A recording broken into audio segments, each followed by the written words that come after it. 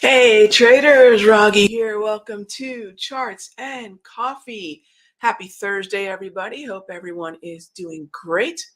All right, so as always, this show is about your questions. What have we been talking about for, I'd say, the past few weeks here at Charts and Coffee, and also in the free videos posted right here at the Simple Trading YouTube channel? Staying bullish, focusing on an early January dip, which I think we got, and focusing on a bullish window, a pretty small one, between basically early Jan after the dip, after whatever that little divot, as I was calling it, was, to about mid-February, and then we'll reassess where we are in terms of maybe retesting the choppy highs. Maybe we've organized into an uptrend, as I talked about. I'm expecting in the Dow, and how the shift, because of the Dow relative outperformance amongst the indices, points us then to a different group of sectors. Check that video out over at the Simple Trading YouTube channel if you haven't at some point, which is the video titled Where I'm Looking Next for Clarity. All right, so let's get to the questions.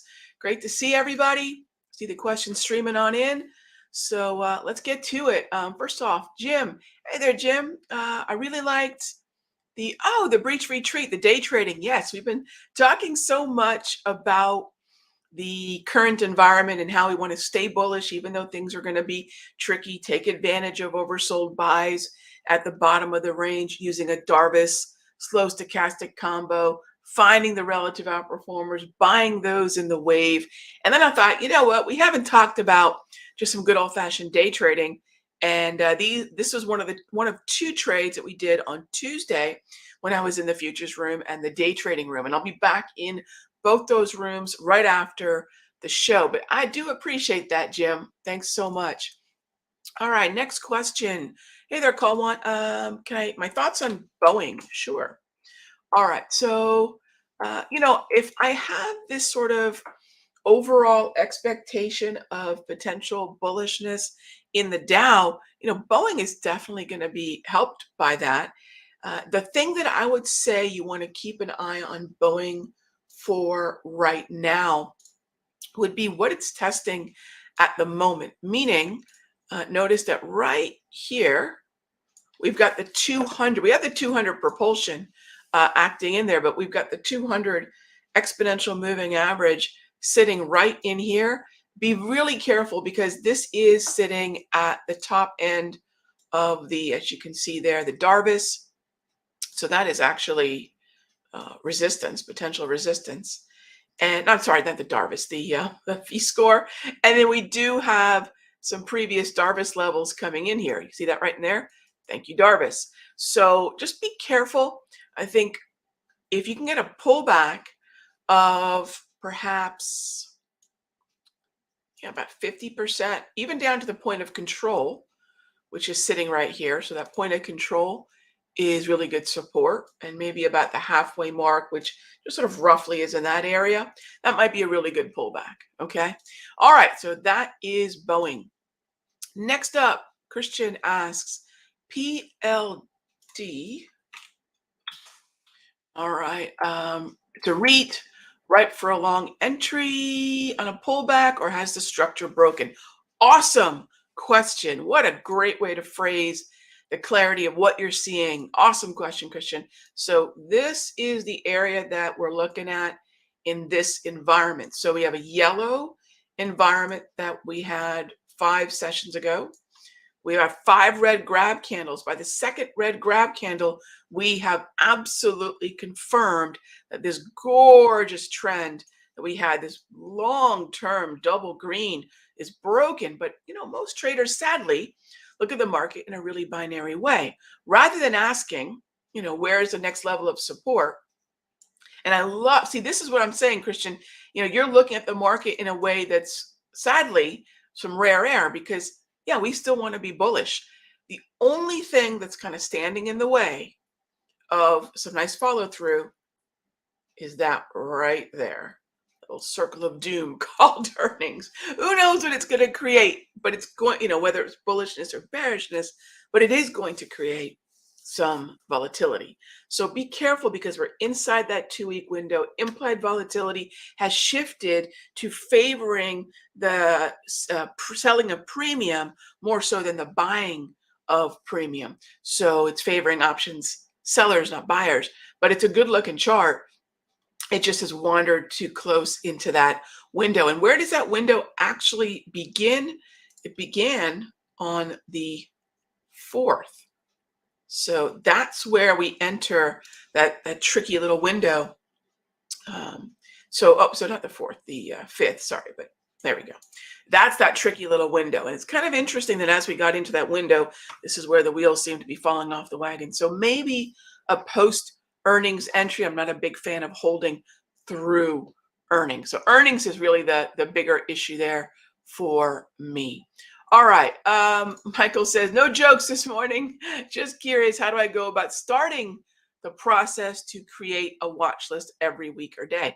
So actually, Michael, the video that I cut yesterday, the where am I looking for clarity video, would probably be a really good place because what I did show at some point in this video, yeah, here we go, is this is Koyfin. Been using Koyfin a long time. And this is where I look at, now, if for those of you that catch my Thursday premium video, we talk about relative performance at the sector level. We talk about relative performance at the industry level. And that's where I would start. Where's relative performance?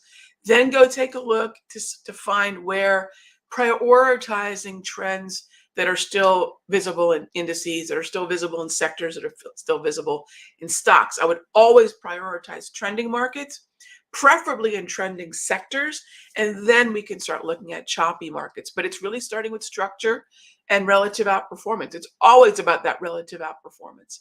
So thanks for the question. And that's really it. And then it's just a lot of manual sort of one symbol after the other after the other. I'm really old school. I'm a fan of visually looking at the symbols as opposed to kind of letting a scanner do all the heavy lifting. If and when I do use a scanner like the simpler scanner, I still will take that list. I still have to parse through the relative outperformance and where those individual stocks are weighted in the ETFs, and I still have to go look at the individual charts. So however you get to that list, that's still the process. Thanks for the question. Hey there, David. Any thoughts on Starbucks? Not really that different than what I think someone had asked about maybe the other day, which is previous low. Look at that nice Darvis. So we're still hanging out in this area. But I think the bigger issue, as you can see right there, is earnings. So I will wait post earnings. If we've got earnings on this thing on 27, that means that the cutoff is 13, which is today. So either I get into this today or that's it. So if we are looking for maybe some kind of earnings bounce, which is, to me, earnings are very, very tricky. Maybe we get up to the 50% area. That would be terrific. That'd be a heck of a bounce, something like that.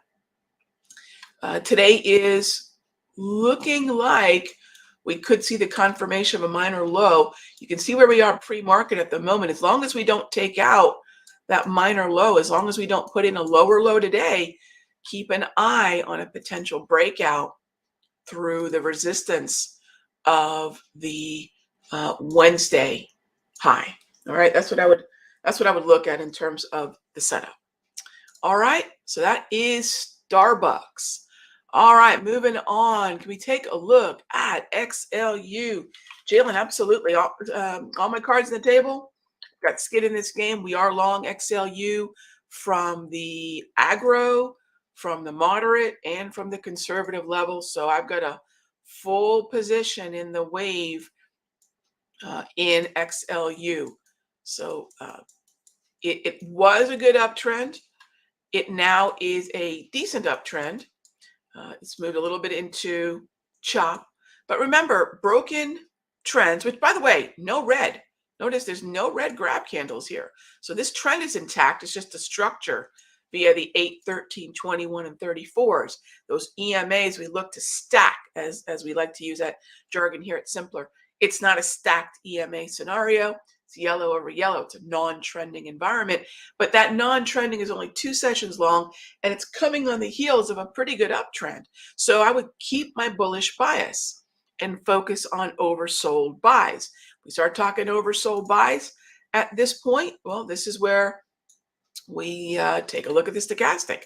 Is the stochastic indicating that we're dipping down into that oversold range? Not yet. That would be closer, ideally, to the 20 reading, right, on the slow stow. Now, if you say, Rag, that seems kind of conservative. What about something a little bit more aggro? Let me give you all a tip here. If you are looking to make your slow stochastic more aggressive, please don't deviate from the settings that I've been sharing with you all for, years, right? Don't shorten this. Don't mess around with this, because you can get really cutesy with these settings, the K and the D. Don't do that. It's really not going to move the needle. What's really a better idea is to say, well, if I want a more aggressive slow stow interpretation, go 70-30, right? Go 70-30 on the overbought oversold.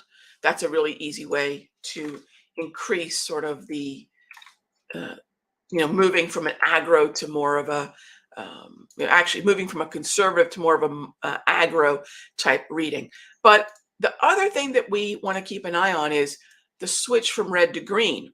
And that's really where, if you're not going to wait for the 20, or even if you crank the 20 up to a 30 to have that more aggressive reading, that's the way I've always taught that. Look for the transition from red to green here, and then that's going to be probably a pretty decent confirmation. But you know what? I don't really need a lot of that. As long as we're hanging out in the wave, as long as we're above the 55 prop, 55 propulsion right there, we're good. We're good. So I'm long this. Those are the reasons why I think we got a lot of things in our favor, and we'll continue to look for follow through in utilities. All right. And by the way, I know that utilities are considered a bit of a defense. By the way, and I was talking to the folks in my Sector Secrets Mastery room. We've got XLP on the radar, gang. We've definitely got XLP as well. Not that I'm playing defensively. We have some terrific trends in those two sectors. So keep an eye on them. All right. Next up is, can we look at Crow Force? So beautiful trend. Now, really rocky one. And actually it wasn't even a trend. So really rocky, but bullish grind. I mean, this is a market that is just grinding, right? Even though we have a pretty fresh uptrend here, it's kind of a grinding market. That means we're seeing higher volatility. We do see some good support in the wave. Excellent volume ledge through here. Really nice volume ledge through there, Alan. So if we can get down to that volume ledge, if we can get down to the 21 propulsion, which you can download, by the way, gang.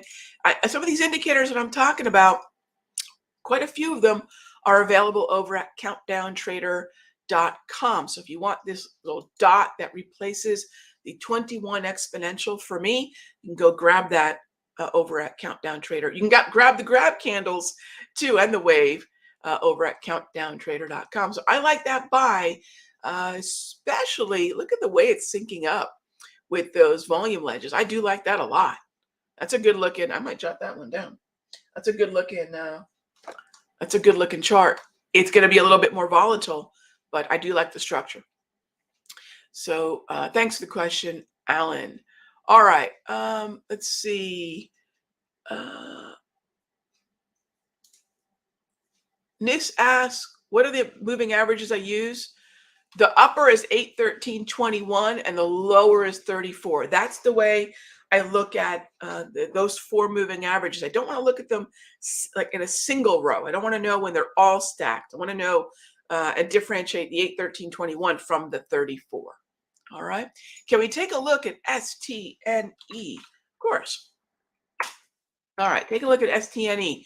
This is just a red, straight up red downtrend. Really nice downtrend if this is the kind of symbol we want to look for if we want to be short. Look at all this. Yeah. So every time we go yellow, I'd look for an opportunity to fade an over bought level. Same thing here.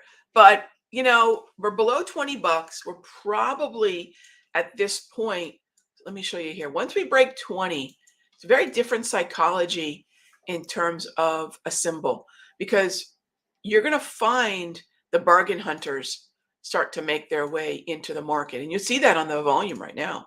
There's your point of control right there, right around $17.50.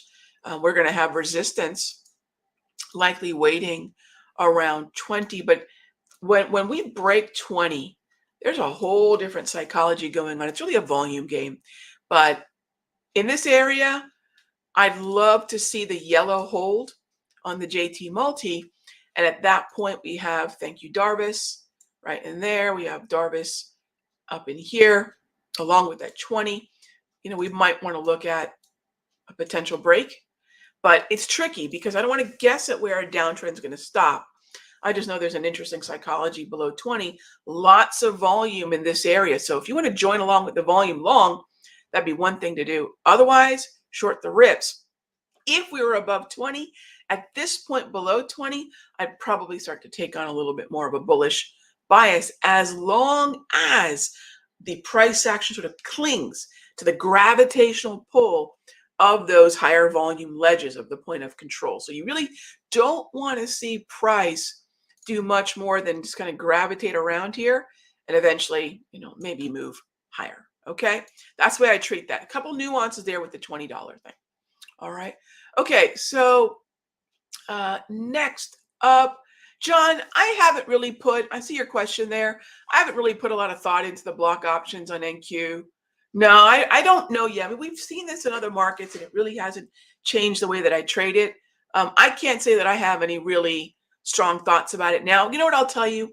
Anytime something is introduced new to the market, what I do is just observe. I'm not going to guess at what's going to happen, but I'm just going to say, well, what is actually happening and how is it happening? And I'll just kind of observe for a little while. So maybe from Jan 24, give it about 2 weeks. See if some of your, for example, you have a couple hypotheses there, right? Will it become more herky-jerky? Let's see. I really don't know, right? I always want to try to hold off, observe, and then say, okay, this is the way that it seems to be behaving. Now we can adjust, if at all, accordingly. All right. Thanks, John, for the question. I really haven't put any thought in. I didn't even know the date.